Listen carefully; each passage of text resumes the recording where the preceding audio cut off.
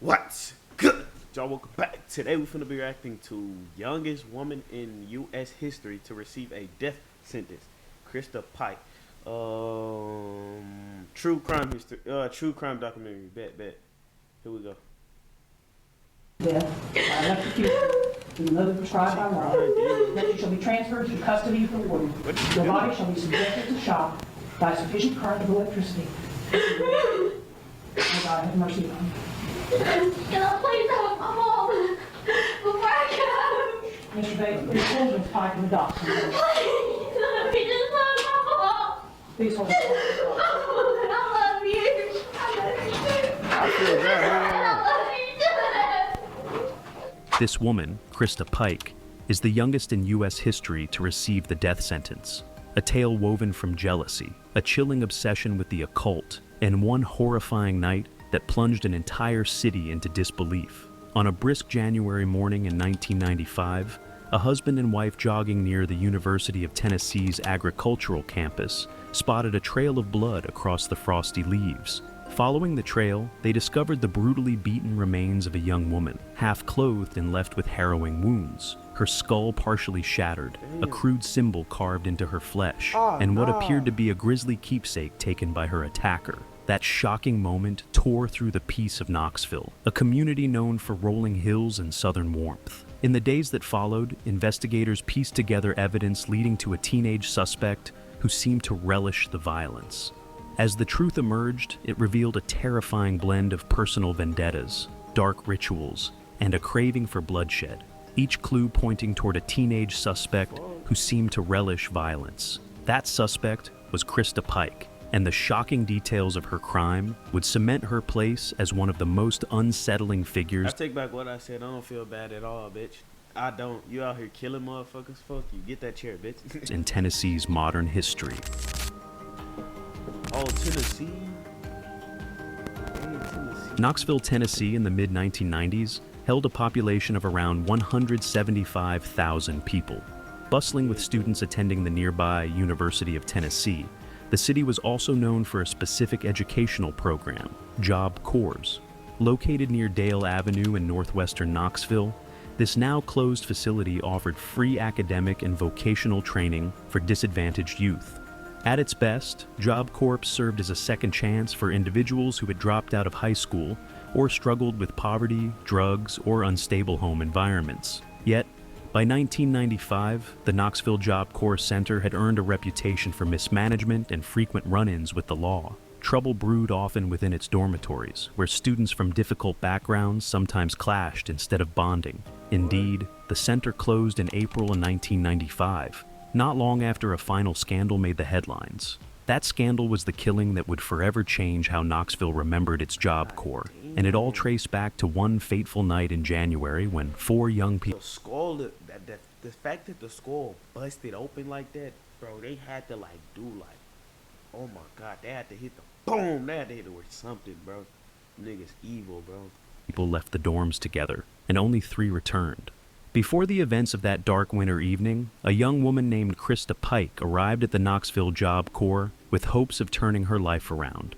Born in 1976, Krista spent her early years primarily under the care of her grandmother. Her mother's struggles with alcoholism and her father's absence meant Krista's home life was unstable. When her grandmother died, Krista returned to her mother, fell into drug use, and ended up in juvenile detention for theft. Still, there was a glimmer of hope in Job Corps, at least on paper. Krista was officially enrolled to study nursing, though she appeared more interested in exploring social circles than hitting the books. Not long after arriving, she met a young man named Tatterall Shipp, a Memphis native who had arrived at Job Corps to study culinary arts. Tatterall also had a history marred by poverty and gang involvement. Now, he was eager for a fresh start, but he brought a fascination with the occult, Satanism, and And what's up with this shit, bro? I don't understand these weird niggas who get into Satanism or whatever. How does your brain work? How does that work? Don't you niggas know about hell or I'm saying do them niggas want to go to hell? Do they praise that shit over God and all that? I don't know, bro. You niggas weird, bro. You niggas are definitely weird. I don't get this. I really don't. Like, niggas just be. Dark rituals that both disturbed and intrigued others, Krista and Tadderil became inseparable. Like, Fueled by what? teenage dread and obsessive feelings, they formed a bond that revolved around rebellion and curiosity about demonic worship. Another student, named Shadala Peterson, often hung around them and shared some of their interests. Boy, All hell. three lived in the Job Corps dormitories, forging tight friendships in an environment meant for self-improvement. Still, beneath the surface, resentments and jealousy simmered, particularly when another student named Colleen Slemmer appeared to compete, at least in Krista's eyes, for Tadderil's attention. Colleen Slemmer came from Jacksonville, Florida, and had no especially traumatic backstory. She was at Job Corps to study computer technology and seemed to be an ordinary, hardworking student to those around her. Yet, in Krista's mind, Colleen had overstepped her boundaries. According to rumors, Krista believed Colleen was trying to flirt with Tadderil or disrupt their relationship. Bro, you already know how this story finna go right now. Black man was smashing white lady, Krista, aka Krista. Black man cheated on Krista with other white lady, whatever her name. You know how this story finna go. She got jealous and mad. Freaking moron killed the female instead of breaking up with the nigga. I don't understand why niggas do that. You mad at me because your nigga fucked me. Like, what the? Whoa! Pause! Nigga, that sounds so gay coming out my mouth. Nah, I'm saying she's mad at her because her nigga smashed. But you gotta think. You gotta get mad at your man. Like, well, why are you mad at me? Your man did this. I'm telling you, that's how the story finna go. I already know. They wanted that BBC. He gave them the BBC. Then they all started acting crazy. I know how this finna go, nigga. I'm not stupid, bro. I'm not. Colleen denied it, as did mutual friends who insisted she had zero romantic interest in Tadderil. Nevertheless, Krista's suspicions only grew stronger. Reports surfaced that she confronted Colleen more than once, accusing her of prowling around in the middle of the night or peeking into her room. Whether those allegations had any basis in reality remained unclear. What was certain, however, was Krista's fixation on Colleen, an obsession that would soon push her to extremes. Sensing that Colleen was somehow a threat, Krista told friends she felt mean and wanted to do something about it. All of these tensions built until the evening of January 12th, 1995. On that night, Krista convinced Colleen to join her, Tadderil, and Shadola outside the dorm, with the promise of sharing some smoke. The group walked off campus around 8 p.m., strolling beyond the well-lit areas. When next seen, I hate people who backdoor niggas. Now they finna backdoor. They tricking their, hey, come get some drinks with us, have fun. Like, I know how this story finna go. You niggas weird. only 3 of them returned. Unaware of the horror unfolding in the shadowy outskirts, most Job Corps students simply assumed the group had gone off to party or break curfew. No one would discover the terrifying truth until the sun rose the following day. If you're finding this story captivating, make sure to hit that like button and subscribe to our channel for more gripping true crime Hey, go do that. content. Go Your do that. support means a lot. Thank you. In a secluded wooded spot not far from the University of Tennessee's agricultural campus, Krista Pike confronted Colleen Slemmer. What began as an argument escalated to violence in a matter of moments. According to later confessions, Krista accused Colleen of trying to steal Tadderil and then attacked her. Tadderil aided Krista in cornering the terrified victim, while Shadala served as a lookout, though the extent of her involvement would become a point of debate. The scene that followed was vicious. Armed with a box cutter, Krista inflicted deep. My thing is, if you know you're not doing nothing with this girl, or you're not doing nothing with this girl, why you gonna sit up and let your girl kill her for no reason? And black lady, what the fuck are you doing looking out? You a dumbass. You gonna really look out. I know, oh, she a ride or die, she a friend. No, that shit's stupid. Now y'all all finna go to jail, you morons. Cause you wanna look out. And you wanna, like, what? Y'all niggas are dumb. Deep slashes on Colleen's torso. Each time Colleen tried to break free, Tadderil chased her down, He weird. preventing any chance of escape. He weird. The assault lasted close to an hour, a cruel episode of torture that escalated to even more disturbing acts. A piece of asphalt was used to crush Colleen's skull, and a gruesome mark, a That's pentagram, was cut into her chest, That's fucked reflecting Krista and Tadderil's warped interest in satanic themes. They weird. Tragically, the violence ended only after Colleen's injuries became fatal. Later, Krista would brag about taking a piece of Colleen's skull as a trophy. By the time they left the woods, the killer seemed entirely unshaken. Back at the dorm, Krista shared grisly details with at least one other student, openly boasting about what she and Totterell had done. She even displayed her chilling memento, still flecked with blood, while dancing happily and describing the fatal blows. Over here. She was dancing around in a circle. Who was dancing around in the circle? Krista. Dancing around the circle while she was telling you about this? Yes. Was she doing anything else? She was smiling. Making any other noises or anything? She was kind of saying la la la. She's This sick as apparent fuck. glee in recounting the torture left everyone who heard it deeply disturbed by her cruelty.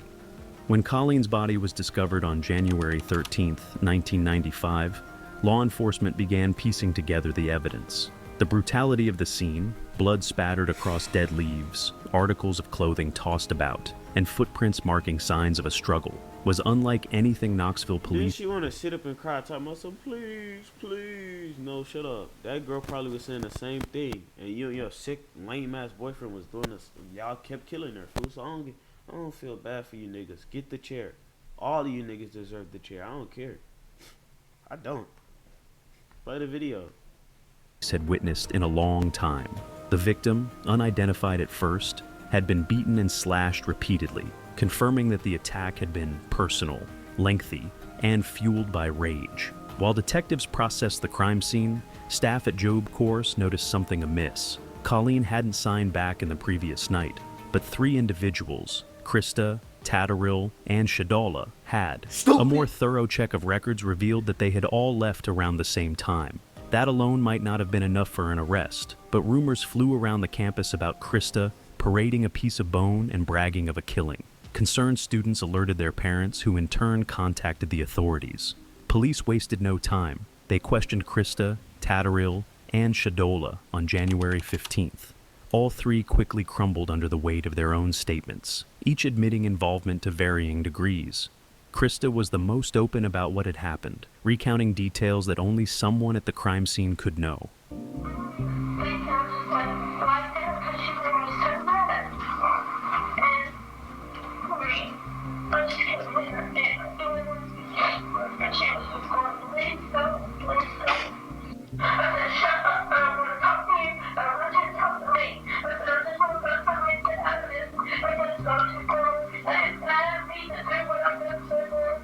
You know, it's harder to hurt somebody when they're talking to you and you have to see another person.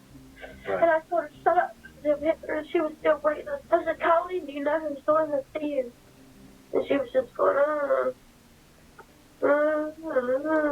Like, how you gonna kill? Like, what? Oh my God, these people are so stupid. I swear to God, bro. I don't feel bad, bro. I don't. I wish she could come back to life and they can give her the chair again. You know, you bitch. just talking like that. But I don't know what to say. When they searched her room, police recovered items that tied her to the murder. Most incriminatingly, the fragment of Colleen's skull. Equally disturbing, they found evidence of Krista and Totterell's fascination with the occult, including a small shrine intended for rituals. The brutal murder of 19-year-old Colleen Slemmer created fear and speculation among students and staff Friday. Knoxville police quickly dispelled any myths about the case with a break in their investigation. It did not involve a university student. It did not occur on the bike trail. It was not a random or a stranger-to-stranger incident. Police say the murder suspects were close to the victim. The motive of the crime appears to be a love triangle. It appears that both of the females involved had been involved with a 17-year-old male. The victim's partially dressed body was found in this brushy area Friday morning. An autopsy confirmed she was slashed repeatedly with a meat cleaver and some other small cutting device, perhaps a razor blade or box opener. Authorities say she was then beaten over the head with a large chunk of asphalt from this pile. If you're still with us, make sure to like and subscribe to keep up with more shocking true crime stories. Your support helps us bring these stories to light. And you know what's crazy? He was doing something with that girl. He was doing something with that girl, bro. I'm telling you. He know, just like the girlfriend know, just like the girl who died know. He was doing something with her. That's why she was so enraged. That's why she wanted to kill her so bad. She felt like she had to do it. She had to, even though she didn't. Piece of shit ass boyfriend, nigga, and you gonna sit up and I swear, how you gonna take somebody's life for a nigga that's truly never gonna be yours. He's gonna cheat. He's gonna keep cheating. Dumbass. Stupid. You think if Sydney Swing came up to him shaking those titties, he wouldn't take the offer? He would. She's one of the baddest snowmen. Don't miss out on what's next. The public reaction was immediate and intense.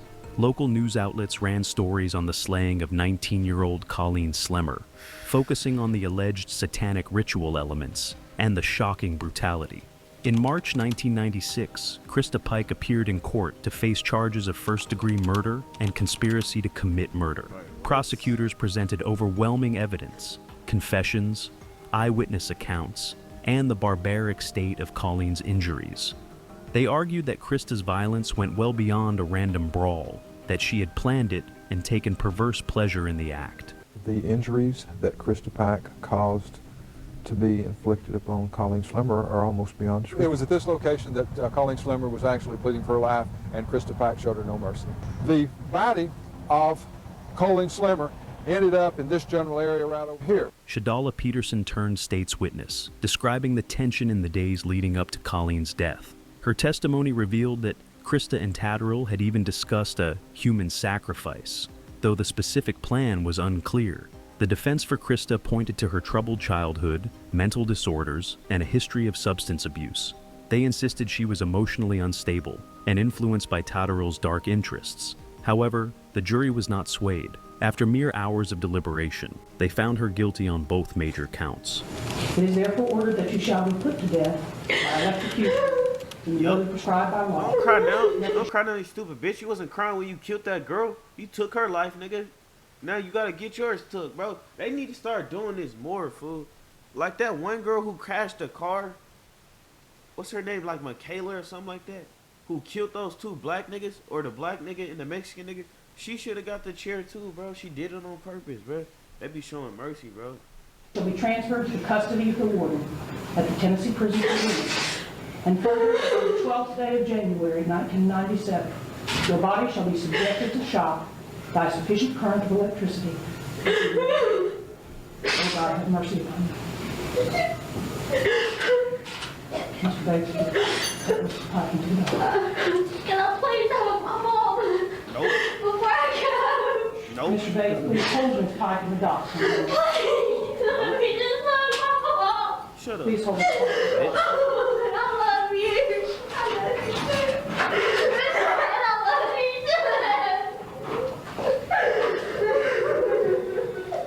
Krista I don't care, nigga. Wish you can come back and we can give you the chair again. I hate people like you, bro. I do. became the youngest woman in the United States to be sentenced to death in March 1996. She received the punishment by electrocution, Tennessee's method of capital punishment at that time, though lethal injection would remain a future possibility. Meanwhile, Tatterall Shipp, who was under 18 when the crime occurred, Get that nigga the received chair. a life sentence with the possibility of parole after 25 years. Shadola received a sentence of probation for her cooperation. The savage nature of the killing. Do they not realize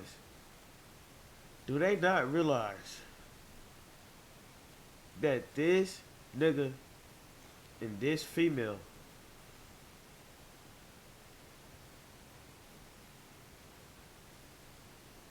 as much as she killed them, she killed her, they did too. I don't care how y'all put it. Especially this nigga, you kept grabbing her and throwing her back to her. You killed her too. She did too. She was the lookout. I don't care. All y'all killed her too. Why y'all not getting a chair? That's pissing me off. Y'all like, bro, you supposed to be happy that the black people finally got off this time. No, give them the chair. I'm not racist. I'm not. He killed her too, bro. Why is he only getting this? No, give all these niggas the chair, bro.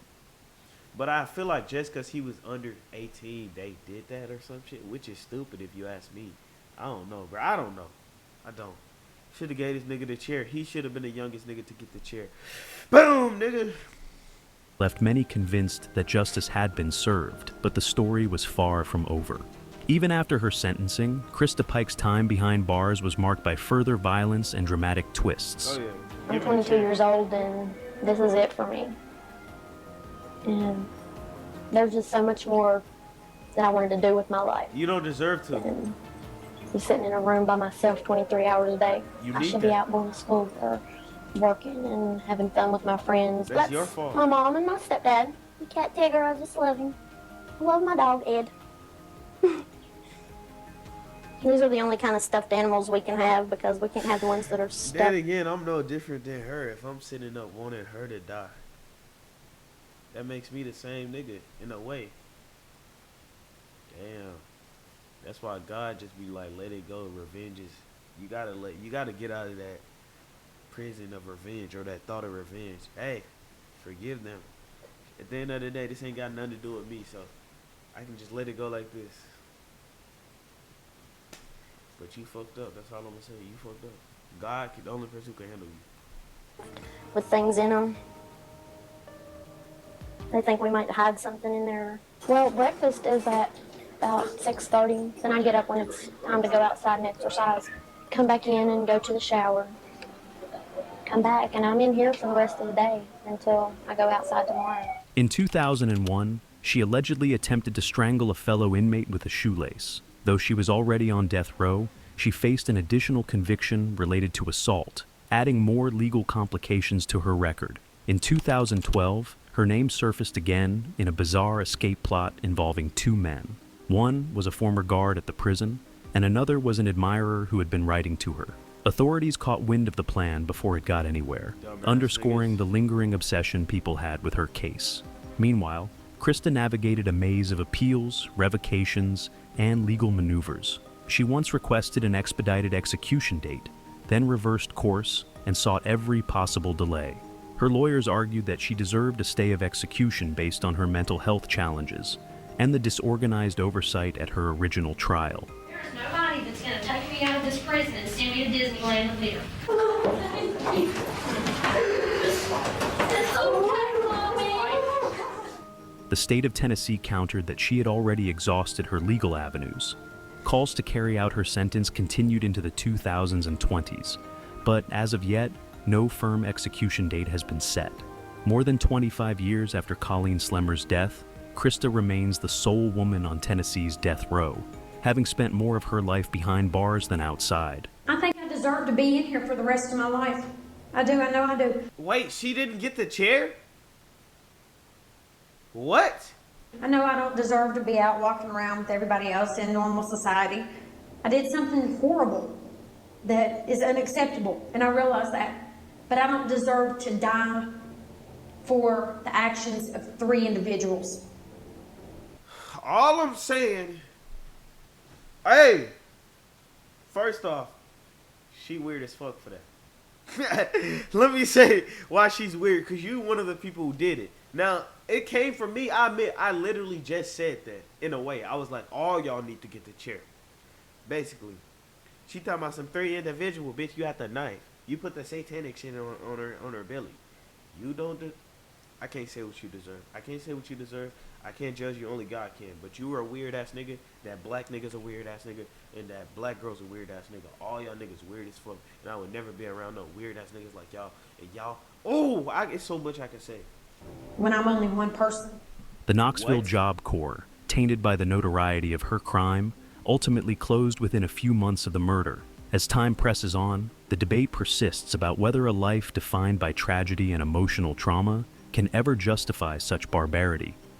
The state of Tennessee is looking to set an execution date for death row inmate Krista Pike. Defense lawyers say it's too early to set an execution date, arguing the Tennessee Supreme Court should commute her death sentence. The lawyers filed papers before the state's highest court yesterday. It's in response to the Tennessee Attorney General's office, who says Pike has exhausted all appeals options. Pike is the only woman on the state's death row. For the family of Colleen Slemmer, the pain of losing their loved ones so brutally is a wound that will never fully heal. For the legal system, the case endures as a reminder of how quickly a place meant for rehabilitation can become the site of senseless violence. The legacy of Krista Pike's case is one of darkness and caution. It warns of how personal obsessions, fears, and envy can spiral into an unstoppable nightmare. It also shows that some tragedies are so extreme, they draw entire communities into debate over morality, the death penalty, and the balance between justice and mercy. No matter how her legal odyssey concludes, the story of Krista Pike and the horrors she unleashed will remain one of Tennessee's most unsettling chapters. Thank you for joining us in uncovering the chilling details of this case. If this story has left you disturbed or reflective, please share your thoughts and reflections. Remember to like, subscribe, and stay with us as we continue to explore the stories that reveal the darkest sides of human behavior. Together, we keep these lessons alive, ensuring the voices of victims are never forgotten. Thanks for watching. Please subscribe or follow. Damn, that nigga said subscribe like 30 times in that video. He trying to promote his channel, though. I can't. Let me sub to him. Dang, he made a banger and he only got 42. I thought he was like one of the big channels. That was a banger. Go sub to him. You made this funny, but like, comment, subscribe, turn on post notifications. Yeah, hold up, what else? Oh yeah, follow me on every platform, especially Twitch, because I stream every day at 5. Damn, I don't know why I'm feeling like weird. But oh, I already said that. See, I was about to say what I said again. Well, all I gotta say now is we out.